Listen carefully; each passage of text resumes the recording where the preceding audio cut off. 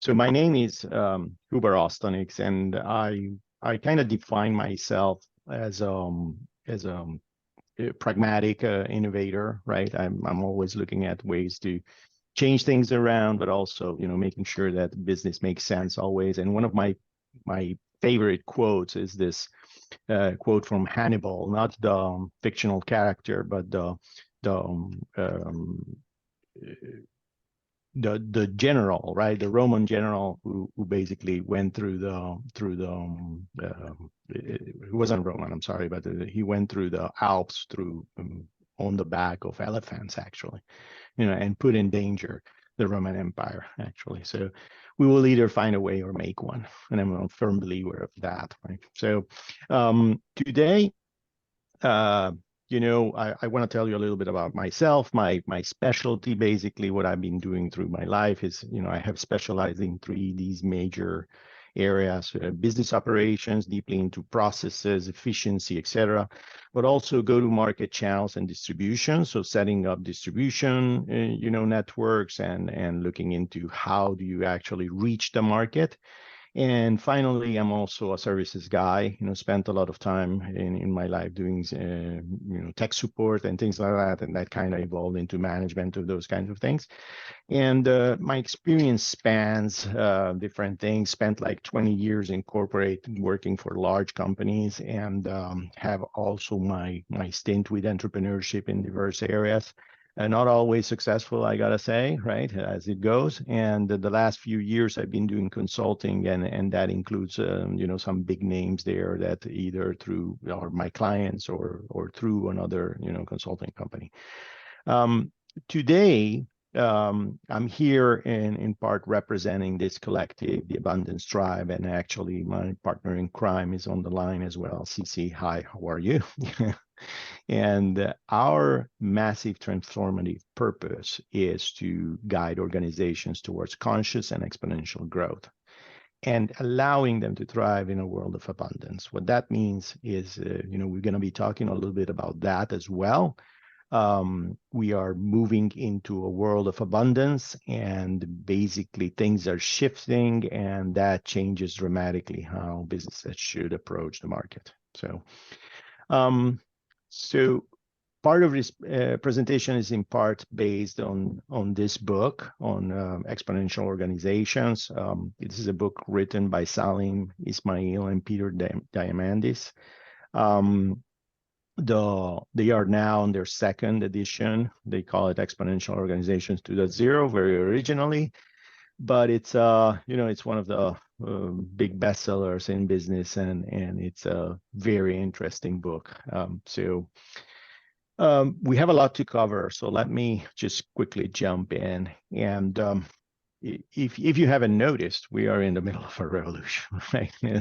There has been at least three instances or versions of the Industrial Revolution so far. The first one with steam, with the discovery of something that actually augments human force, and then it went to electricity, and finally computing, which allowed for knowledge workers to actually extend their work, not just manual workers.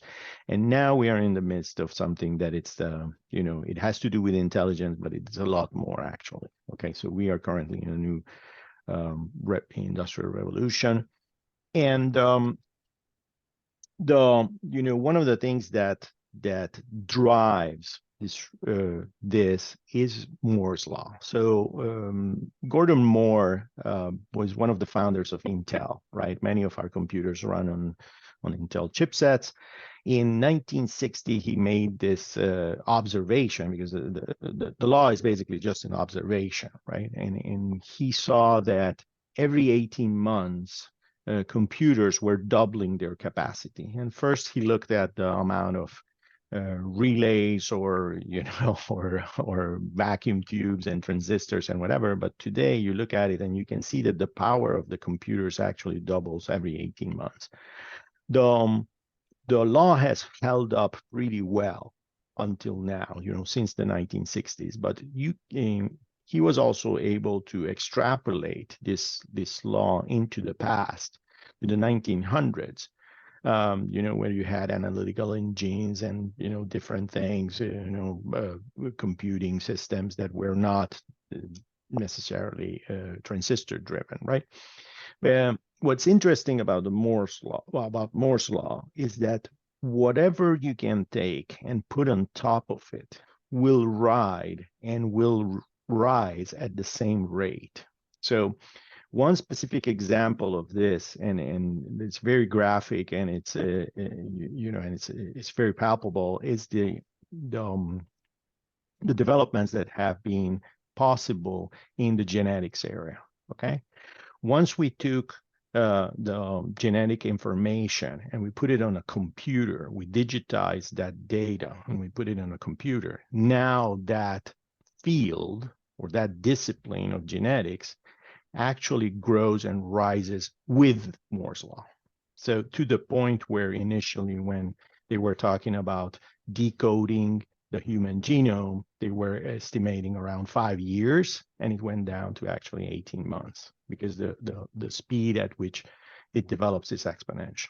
Okay, so it's very, very deceiving the way it works. Now, this law actually, Ray Kurzweil, who's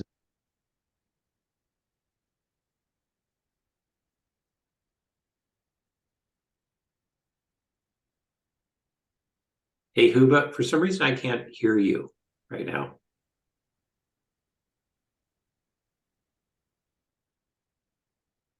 When you did the slide transition, you kind of cut out. Where did you lose it? Where did you lose it? Yeah, right as you were transitioning the slide. Okay. So you didn't lose that much. So basically, Ray Kurzweil, right, who's a futurist, he took Moore's law and he looked into the past, into different other indicators, and he was able to actually trace this exponential growth back into 2,000 years before Christ. Okay. So this trend has been with us for a while. We just haven't noticed it. Okay. It is now that it's becoming really apparent. And that's actually a characteristic of exponentials. Our minds tend to think in a linear way. And this is the way we make projections. And if we say, okay, we're going to grow at this rate and this is where we're going to go, right? And actually what happens with an exponential is something like this. So what happens is that initially in that first phase, there's a little bit of disappointment because you think that it's going to grow at a certain rate and it's actually growing slower. But there's a point in time where they intersect and it starts growing faster. And this is where it becomes disruptive, right? So one example of this is, this is 1900s. This is Easter Sunday morning of New York parade, right? And as you can see, people are out there, etc. There's a lot of carriages out there, horse-driven carriages, what have you. Well, there is one automobile right here. One. Okay. Now, 13 years later, same parade, same day. Okay. So Easter Sunday morning, 1913. As you can see, it's all cars, right? There's one horse carriage right there. There's actually two more, but for the effect of the presentation, it works. So this is just 13 years. The whole picture has changed. Okay. And as you can imagine, people who work with horses, whatever, they are out of a job, etc. All that it brings with us, right? So these are really unexpected things. We don't expect them to happen, and then they suddenly upon us. So that's basically what I'm trying to show you. Here is another concept that it's difficult, to grasp, and it's that the innovator, once they got to a point where they found something that works, they tend to be entrenched in that technology or whatever it is, or that business model. So In olden times, we had no ice. Okay, we had no way to store food in any way, but we basically, had to salt meat, and we would do jars, right, of pickles and things like that, right? And some people would save ice. Actually, they would put it in pits and line the pit out with hay and what have you, and that would isolate a little bit the thing, right, and insulate it, and they would keep the ice that way. But we had no ice basically for lots of years, right? So in Boston in 1806, this gentleman, Frederick Tudor, he comes up with an idea, and he says ice in the winter is abundant. I have a lot of ice here in Boston. So he comes up with this idea where he starts to slice up the ice, okay? And he says, well, I could sell this.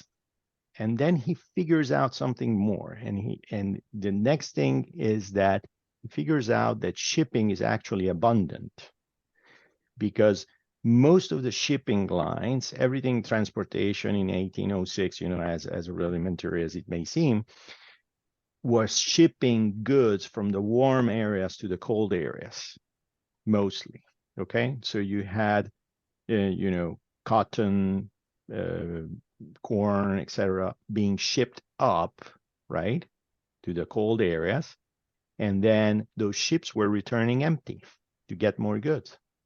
So he basically tapped into two things that were abundant at the time: the ice in Boston, but also the shipping, the ships that were going back empty. And now he was shipping ice south.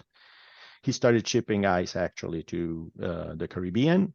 Um, and he was in the plans to ship it to Calcutta. Okay, so this goes on for a number of years, and then in 1844, a gentleman named John Gorey, he was a physician. He had malaria patients, and he wanted to keep them cool. He comes up with a system that actually is capable of making ice, and he starts cooling down these patients with that system. And um, you know, Tudor doesn't jump on that technology. Instead of saying, okay, well, this could be my next step or the next, he was actually named the Ice King. So I'm the Ice King. I could actually make more ice with this. He starts to shut down this technology whichever way he can. And obviously, he doesn't succeed. In 1867, just a few years later, Texas adopts ice makers to produce ice to conserve beef. Okay, so the beef industry adopts ice makers, and this goes on for a while as well. These ice makers are big industrial plants making ice, and they have a business model there as well, where they produce the ice is shipped to the customers, what have you. But in 1916, the Kelvinator company is founded. And what happens is that today we have this ice on demand. We just walk up to the fridge, we get ice. It's free basically, because you already have the fridge, and you get it anytime you want. And the only point that we buy ice is when we have a special event. We have either a party, or we go out fishing, or we do what it is. So as you can see, abundance keeps shifting. First, you have abundant ice, but scarcity in other areas, and you're shipping it from one side to another. Now ice is abundant at our homes. So we don't need it anymore, right? So how do you manage this? So this is there is this factor of the innovator, right, getting entrenched on their own technology and not moving on. Hang on one second. So what exponential technologies are very disruptive for a number of reasons, and especially computing systems, right? Because you are able to digitize stuff. In the case of the ice maker, you can think about it like it's the technology of how do you make the ice. You can pass that on to someone else, and they can build an ice plant somewhere else. You don't have to ship the plant, right? So, but you can digitize the information, and then slowly but surely that digital representation becomes the thing, you know And as we already said, they are very deceptive in the beginning and they become disruptive, but also eventually things in the process become demonetized. So just like in the, in the example of the fridge, the ice in your fridge is free, it's demonetized completely. And it's, there's very few people who don't have a fridge and they cannot enjoy. So it's virtually democratized. Right? So there are these factors.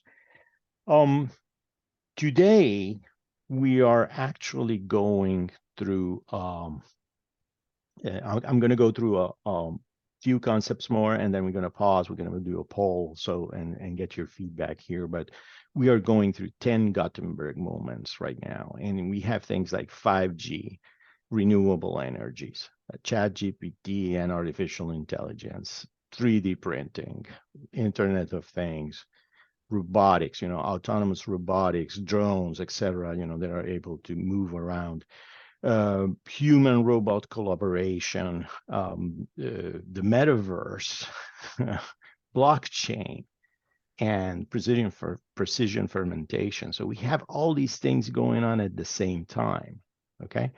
I really get a kick out of the thing that the robot is not pot. Okay, so pot is not exponential technology. Don't get me wrong. Okay, it's just that the robot is called Spot, and the S fell down.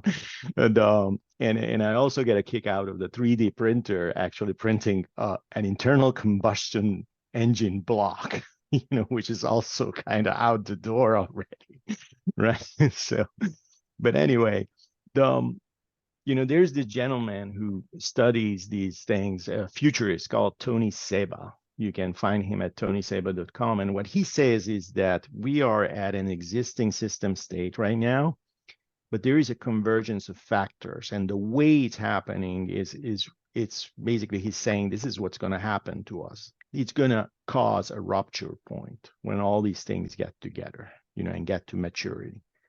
And then a new possibility space opens, right?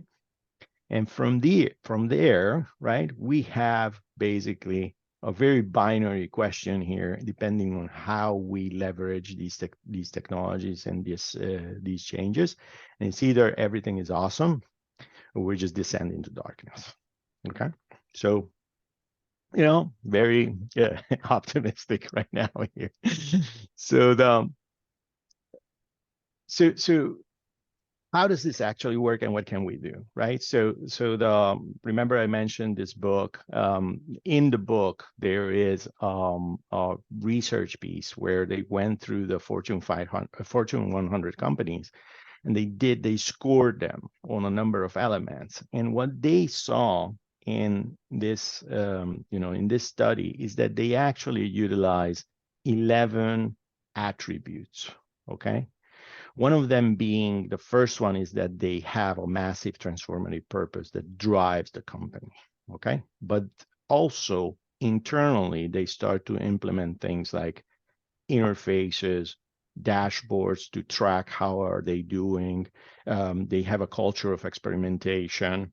They build autonomous groups inside of the company, and they leverage social technologies.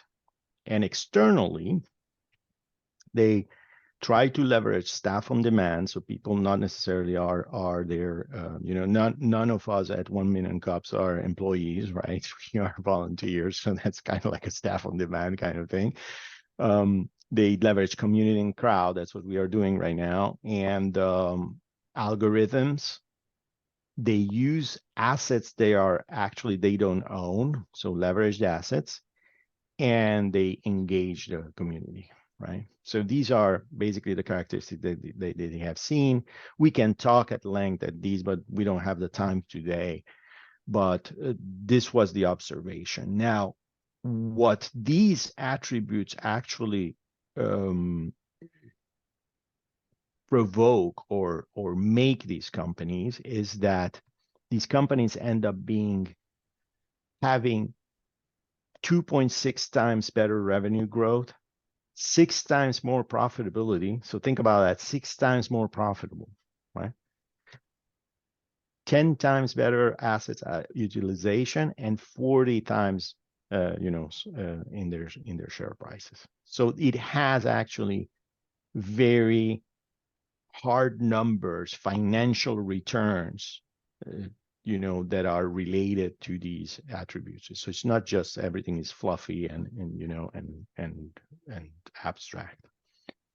So I want to do something right now, which is I would like you guys to either, you can, let me grab, there is a code. I would like to do a little poll here. So you can either scan that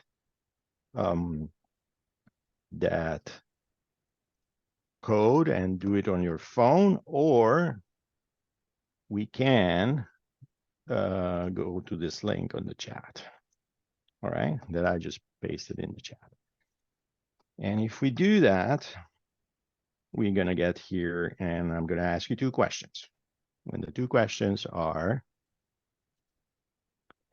so the first thing is, how does this resonate with you? Are you guys there? So look for the link in the chat and let's take a look at what you think. So I got two make sense. Anybody wants to take action, or so we are divided right there, right? Oh, one skeptical. Okay. Well, we have right, I'm gonna wait a few minutes more before going to the next one. So most of you guys say it makes sense. A few of you would like to take action, and two people don't believe me. And I have something for you guys if you don't believe me. And this is our next question. So what's stopping you from taking action? What are these? These are rankings, so you can move them around.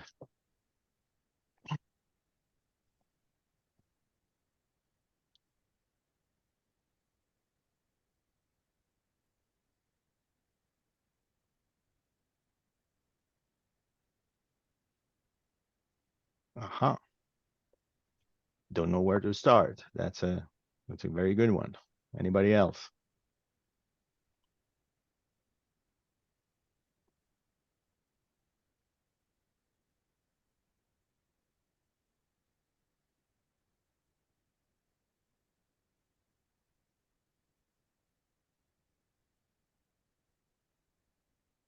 I'm trying to see if the awkward silence makes you respond to the poll.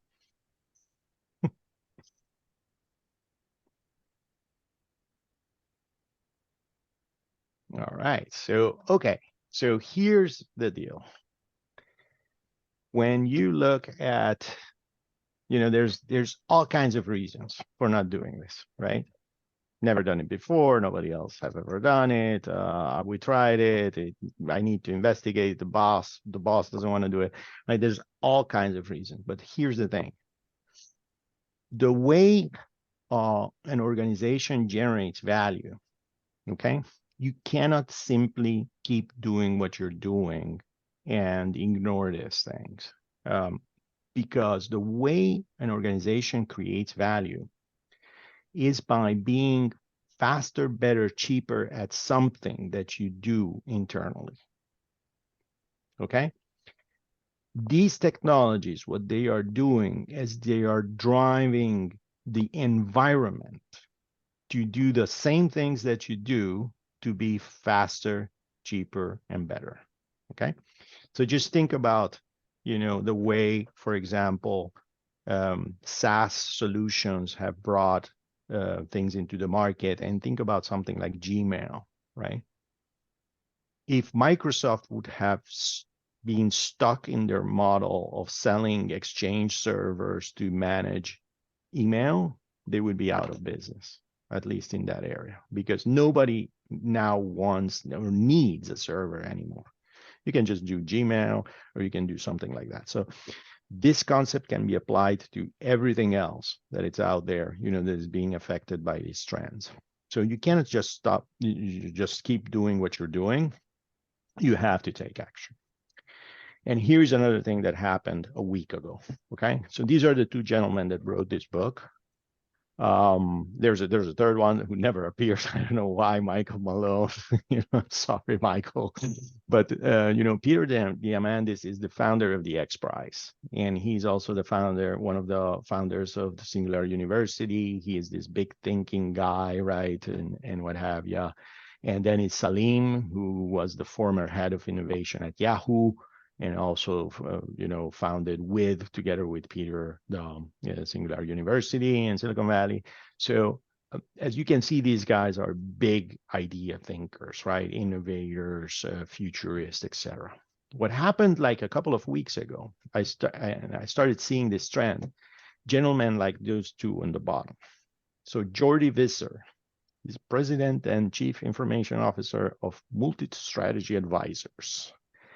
And Roll Paul is a former Goldman Sachs. And these two guys are hedge fund managers. Okay. These are bankers. When these guys start talking about abundance and they start talking about the exponential age, which they are doing constantly right now, oh, you got to get worried. Okay. It's about time that you take action because these guys actually make money on disruption. Okay. That's what they are looking into, right? So like 2 weeks ago, I started seeing a trend where these folks are actually talking about these things openly, and very insistently. And if you can think about it, these guys are trying to gain clients for their investments, right?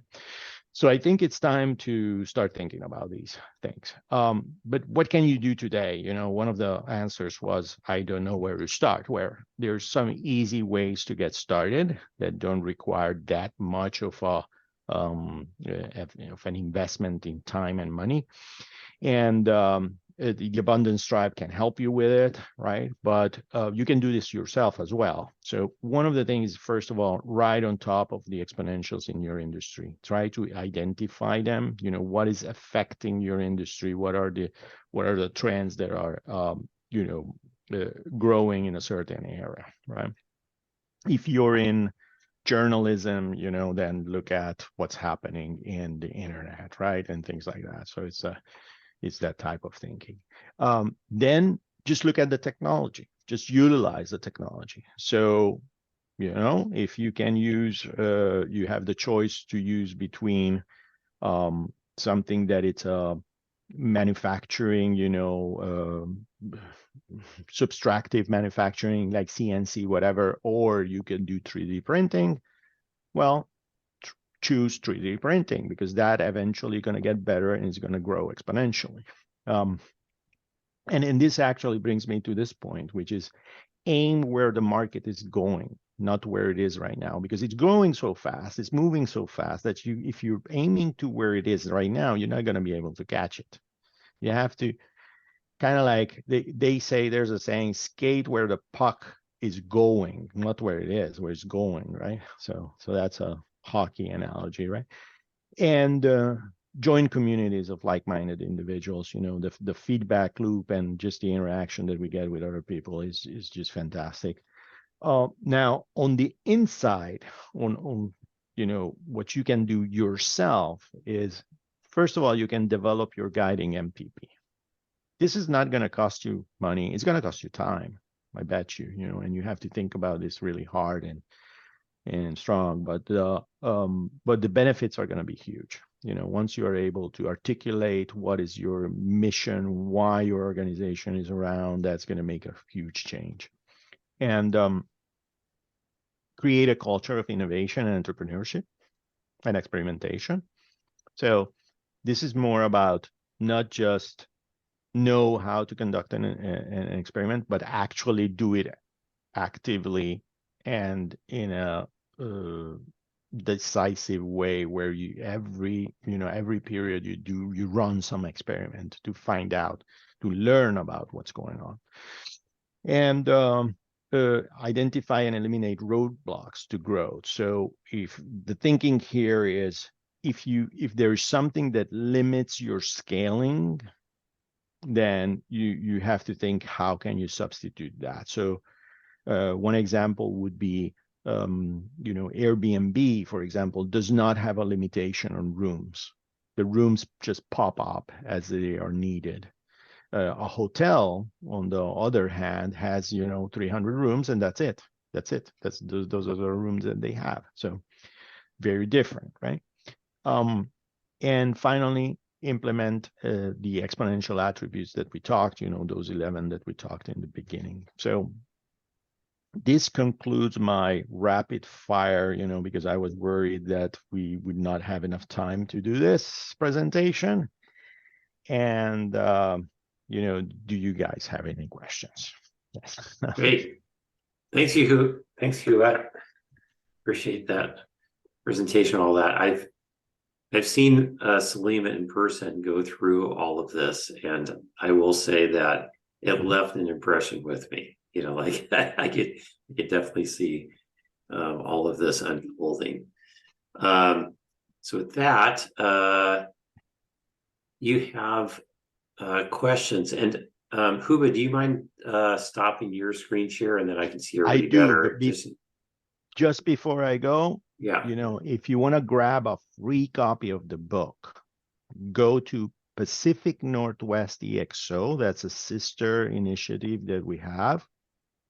And you fill out a small form there, and we'll send you a free copy of this book, and you can read it by yourself. You can implement all this by yourself. You don't need our help. All right. So I'll stop sharing right there. I like it. Thank you. Okay, with that, anybody interested in jumping in with a question or comment or? Well, I have a jump in. have a serious question. Sure. I always have a joke, but Huba, that was very professional, and Huba's. I mean, I can really see how beautiful that was. How much knowledge is in that. The aesthetics beautiful. I will say he looks like Robert De Niro. The guy looks like a model, man. He looks good, mashallah. He looks young. I had a joke. I'll try to lead with a joke. There was a slide of horses, and on Easter Sunday with one car, and then there was a slide where there was cars, and then was one horse. Yeah. And you said that the guy might not have a job, but we don't know that to be true. He might be on SSDI. So that was the joke. And then but the serious question was, this is amazing, and I never considered it before, that this was a trend from history from 2000 BC. Mm-hmm. And so actually my question is, I innovate a lot, and that's just who I am. I like private companies, etc. But I'm building stuff all the time, and I'm copying people's websites. I make Netflix websites, whatever. Just if I see it, I just build it, and I'm good at it, and I'm fast at it. And I just don't know who to work with, And I want to work with like-minded men, and I don't know who to work with. I've tried a lot of things, like who to work with. People that challenge me, and etc. So the biggest thing that you can do, in my opinion, for this is to define and use constantly your massive transformative purpose. Because once you identify that and you're able to articulate it, and especially, of course, if it's authentic, right? If it really reflects who you are and what you want to do to the world, right? That will attract people. There is another discipline in entrepreneurship and innovation called effectuation. And one of the things that they talk about is that you build they call it the crazy quilt. That's how they call it. And it's basically, it bases itself on that people self-select to work with you. But what what it does it is that you have this clear purpose and you say Syed stands for this, so I want to work with him, on something. That's the guy that I want to work with, right? That's what I would say. Right? Does that help? Yeah. Yes, very much. Nice. I don't see some hands popping up, so I'm just going to share something that came up. Real life example of this is that many years ago, my now former business partner and I, we had a company that we stood up to address customer needs. So customers said, "This is what we need," and they're existing customers. We thought, great, we'll start a business to address this. And it revolved around remote card service. So, you're basically taking this information from access control and intrusion and video surveillance on a large commercial campus. And instead of having a guard walk around and secure the facility, you do it through technology. You basically are, and then you can have one person handle a lot of things. And many sites would be a little bit more efficient than somebody walking around. Well, what we did is, in the process of setting up this business, I love process and systems.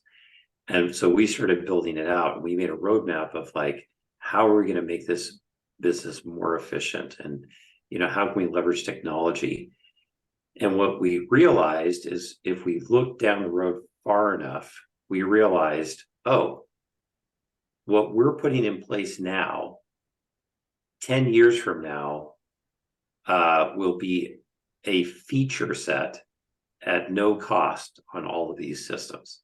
Essentially, the outcome is going to be provided through automation, AI, and there's some bridges between here and there that, through outsourcing and virtual workforce, that's going to make it very inexpensive, even, as a bridge between those two. And so we ended up shutting down the company. We saw the writing on the wall and said, it's not worth pursuing, because we're just not going to get the return on it long term. And I think that that's true. It's you look forward, and it's about being realistic about, what will replace you, just like when you do a strategic SWOT analysis or, whatever, being realistic about that and adapting. So you don't end up being the Ice King that gets replaced, right? And I fear that innovators, tech guys, developers, engineers are going to become like starving artists.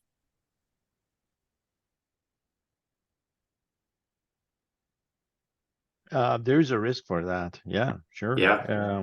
But also there is more need for these things than ever before. If you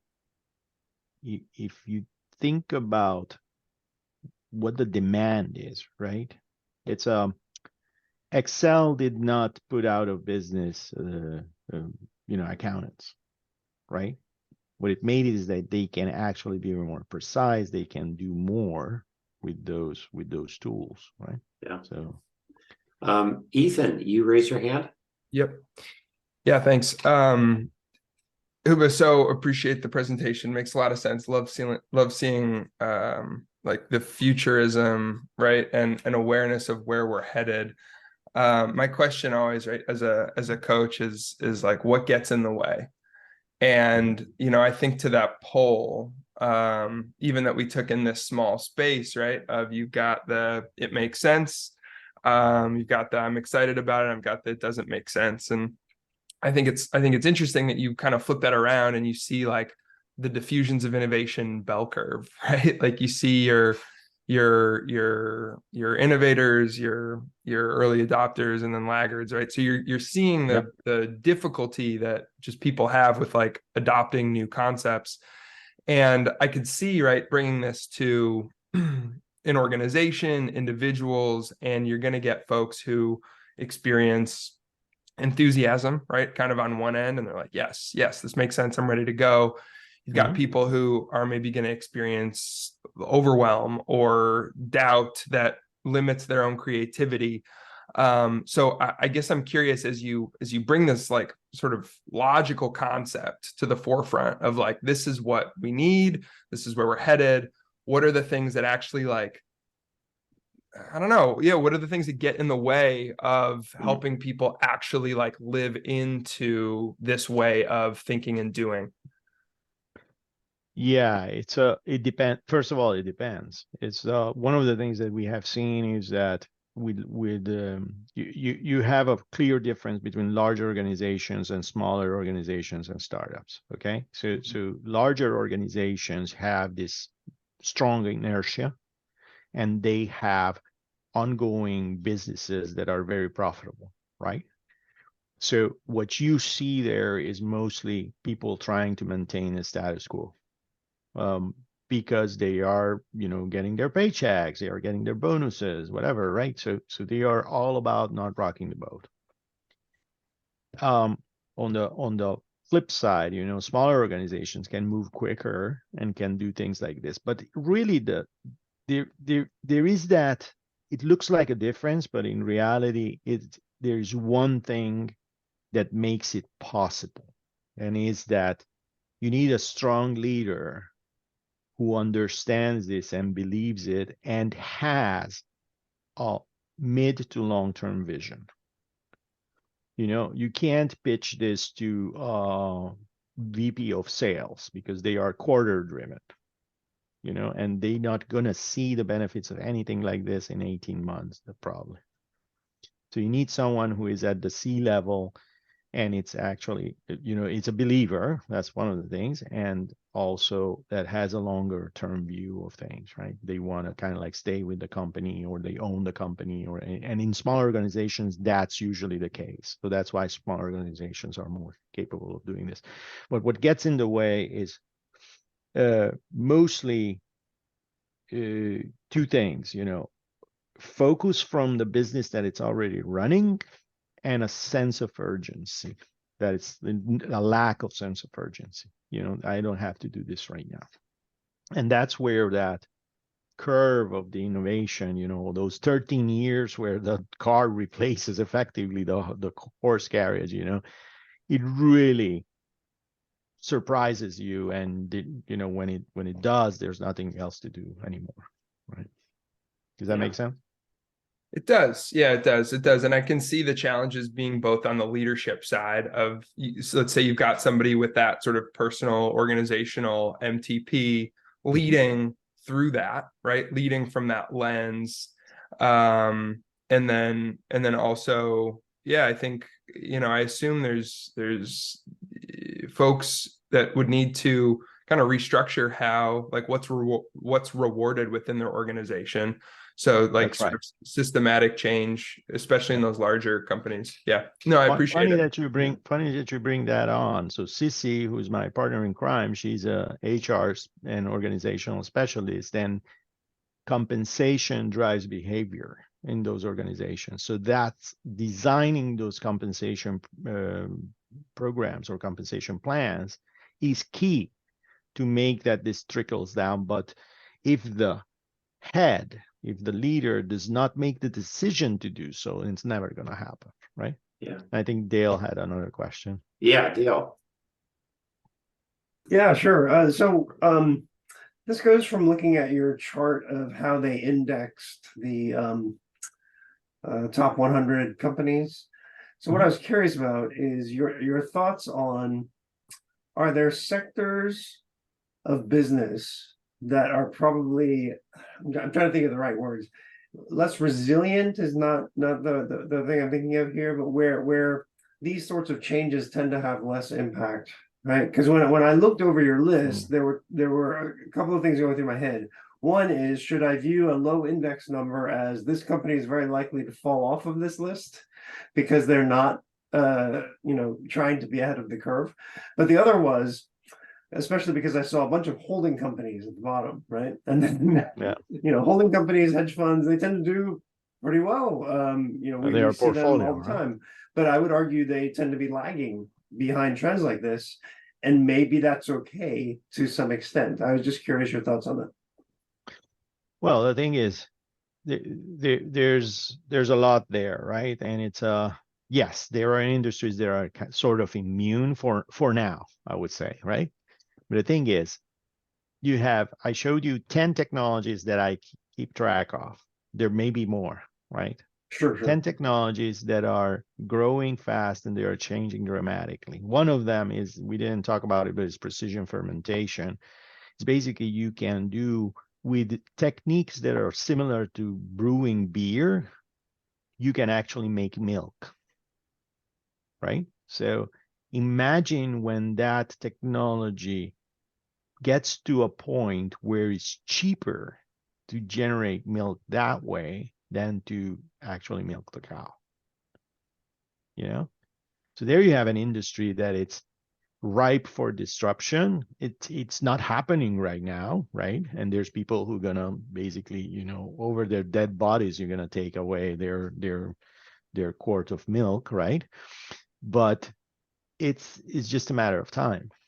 You know, in a few I think years, right? using your example, right? We see. I realize it's adjacent and it's not the same technology as what you're describing, but you know, when you think about things like impossible foods, right? Stuff like Yep. that. Yep. That is a similar concept to what you just described. You're coming up with a grown food source that is not grown the natural way, or not the Right. way it was Right. originally presented in our You environment. you don't have to grow the whole chicken, you just grow Right. the breast, right? That's the concept, right? Yeah. So,